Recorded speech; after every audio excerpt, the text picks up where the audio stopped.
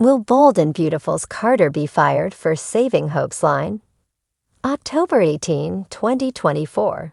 Here's how Bold and Beautiful's Brooke beat Taylor at a game neither was playing. Plus, is Carter the new Steffi?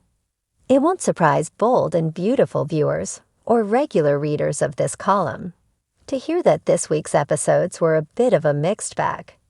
Heaven knows there was not a lot of plot movement, but there were some very entertaining moments. Such as, well, let's discuss. In true Bold and Beautiful fashion, Rich proved to be both the root of Taylor's problem and the only one who could help her heal. One session with Chandra and a quick dip in her healing sound bath put Taylor on the road to recovery.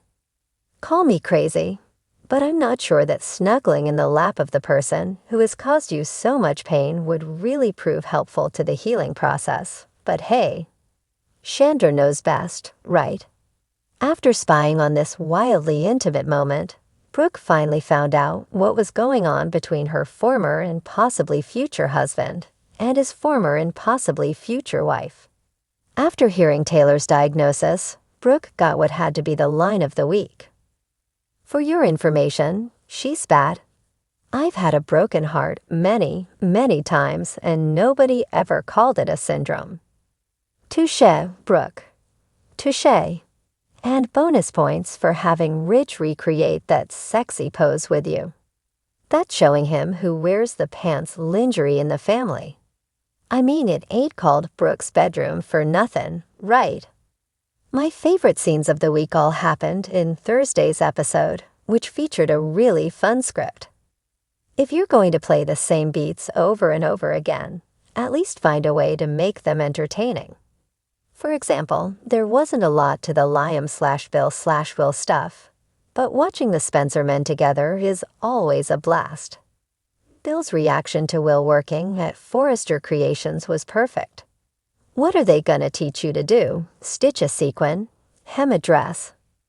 But his disgust at his youngest son's decision turned to delight upon learning that the real reason he'd taken the internship was because of all the sexy women working at the fashion house. In the case of Will, the apple clearly didn't fall far from the proverbial tree. If there's one thing I don't quite get, it's Will encouraging Liam to pursue his feelings for Hope, while at the same time telling Dadville that he probably shouldn't do the same where Katie's concerned. Honestly, it's a good thing we got some entertaining scripts this week, because storyline-wise, pretty much everything is a repeat. Not only are we obviously heading for yet another round of Brooke/Ridge/Taylor, no matter what the participants say, but we're also playing a Hope/Liam story, with Carter filling in for Steffi. That sounds weird, but you know what I mean. The big meeting regarding Hope's line worked because everybody played their part. Some may have seen Steffi's attitude as harsh, but she was in business mode. She didn't want to hear what might be, but rather what the actual numbers were. And Carter's cheerleading led to several folks eyeing him suspiciously and wondering if maybe there was more going on in his head than simply balancing the books. This was the same episode I mentioned previously, with the fun script, which included Hope saying to Carter, "We shan't keep the queen waiting," and then making a crack about Steffi and her guillotine. The court jester, that being me, was highly amused.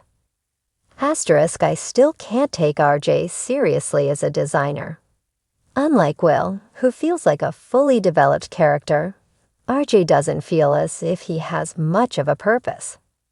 Maybe the soon-to-arrive Elektra will change that, although I suspect she's will-bound. Asterisk, someone needs to sit Liam down and talk to him about consent. The guy just goes around kissing whomever he pleases, whether they're interested or not.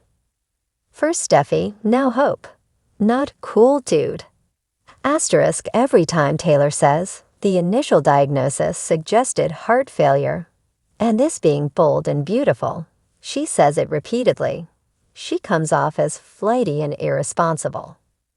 Because instead of following up on that suggested diagnosis, she just decided she was dying and gave up. Thank goodness Ridge and his chakras came along.